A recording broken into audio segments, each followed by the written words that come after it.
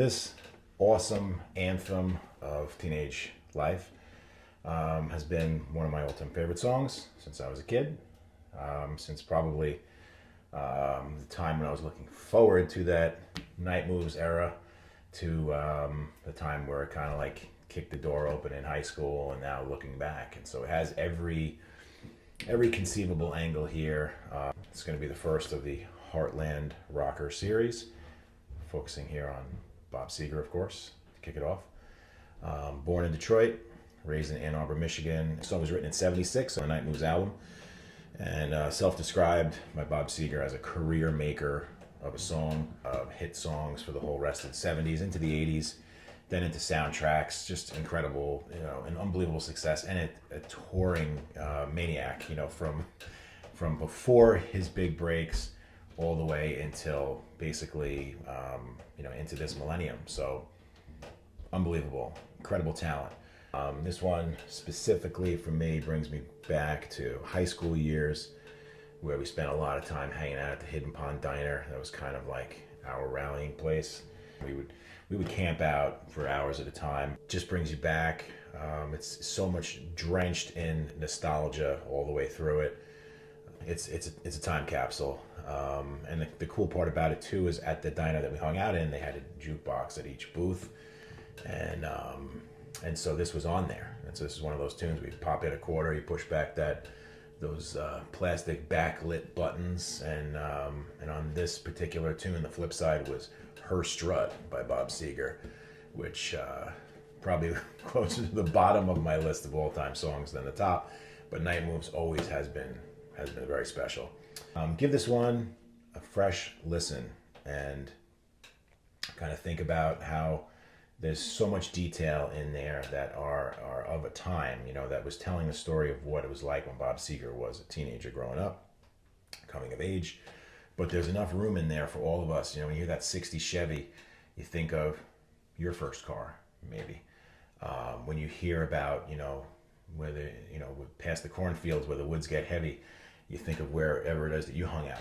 All the room that's left in there. I think that's also part of the genius of the storytelling is enough details to add, that sensory information where you can really take it back. It's sort of like so detailed, you almost feel like you're in a flashback in the beginning of the song, that I started thinking to myself, like, wow, I am 15 years older than the guy waking up in that song now, and it's been a long time since I've revisited that. And so it's funny how a song can change like that. From what I hear of this song, doing a little bit of research, listening to some interviews, and he starts at a title, and this is one where he has this incredible title of Night Moves, and then the genius of an awesome songwriter like this is that he's able to kind of invert that title, that it changes and develops from one chorus to the other. So where in the one initial time where the Night Moves comes around, it's sort of like, like you're trying to make your way through your teenage years, and what it's like in those awkward early romance times. And then later in the song it flips, and he kind of turns that, instead of Night Moves being like a noun, turns it into how the night moves, makes it a verb, which is just like such a cool choice. And I think it's what makes this song timeless. And looking back over those, that gulf of years between adulthood and when, you were in your quote unquote glory days, I guess. Which is a theme of a lot of these Heartland Rocker songs. And we'll investigate a whole lot of different tracks as part of this theme and different artists. All right. And so for this tune, another one of the things that just makes it incredible is some of the choices. Like, you have the, it feels like it's in the key of G, but it's employing that flat 7. Some of his other chords are really pretty there when he's coming back from the, and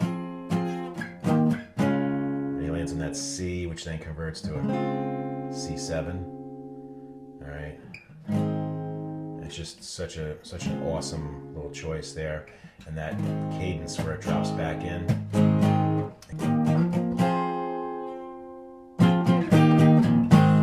And that G7. And that leads us into that kind of secondary dominance. G7, turning that G into a G7 temporarily puts us in the key of C, that feeling.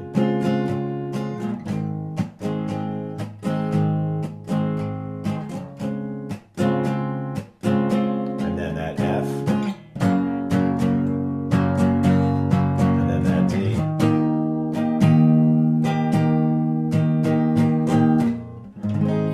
Just amazing. And then there's that interlude where it breaks down.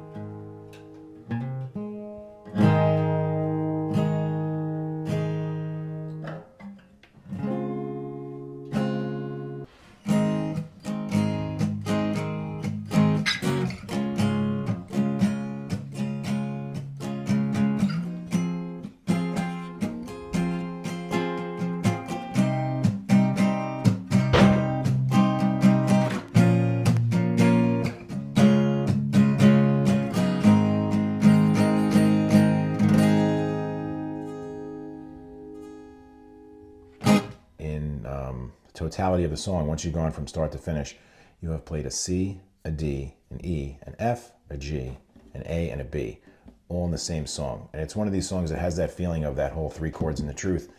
And that's another one of the things that's just so special about it, is that there is so much going on. You're in such good hands. So all those really cool choices that are made in there, I think support this being so much more than just a formulaic song of any kind. It's totally not, and I love it.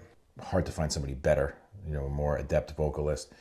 He has that rasp, that breakage in his voice that almost sounds like an overtone, almost akin to the way like an Axl Rose or a David Lee Roth has those wild overtones. It almost sounds like two singers singing at the same time. Bob Seger has that, but in a much more natural, kind of an organic way, where his voice emotionally breaks at the right time. On Demand, one of my favorite songs also to check out, which I will include in the description, is Roll Me Away. I'm going to say it's probably my all-time favorite. All right, this is really it now. Later.